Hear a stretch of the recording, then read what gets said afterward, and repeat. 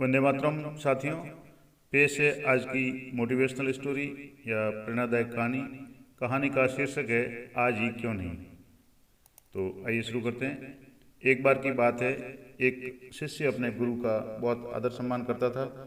गुरु भी अपने इस शिष्य से बहुत स्नेह करते थे, लेकिन वह शिष्य अपने अध्ययन के प्रति आलसी और स्वभाव से दीर्घसूत्री था।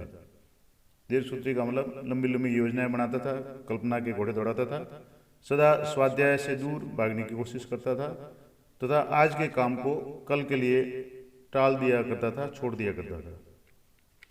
अब गुरुजी कुछ चिंतित रहने लगे कि कहीं उनका यह शिष्य अपने जीवन संग्राम में पराजित न हो जाए। आलस्य में व्यक्ति का आक्रमणी बनाने की पूरी सामर्थ्य होती है।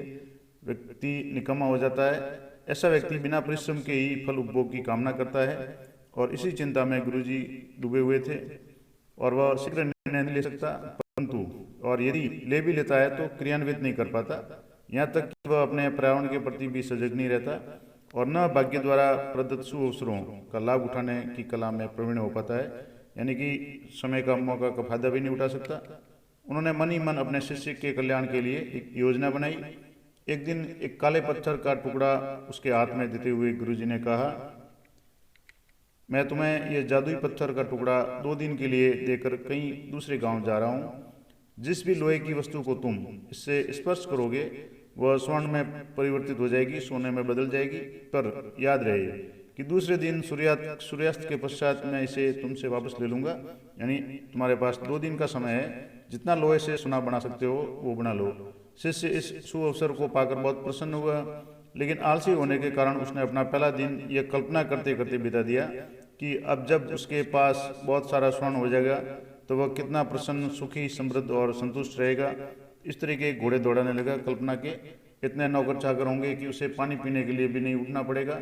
और फिर दूसरे दिन वह जब प्रातःकाल जागा, उसे अच्छी तरह से स्मरण था, याद था कि आज स्वर्ण पाने का दूसरा और अंतिम दिन है। गुरुजी ने 2 दिन का ही समय दिया था। उसने मन में पक्का विचार किया कि आज वह गुरुजी द्वारा दिए गए काले पत्थर का लाभ जरूर उठाएगा। उसने निश्चय किया कि वह बाजार से लोहे के बड़े बड़े सामान खरीद कर लाएगा और फिर उन्हें स्वर्ण में परिवर्तित कर देगा, सोने में बदल देगा।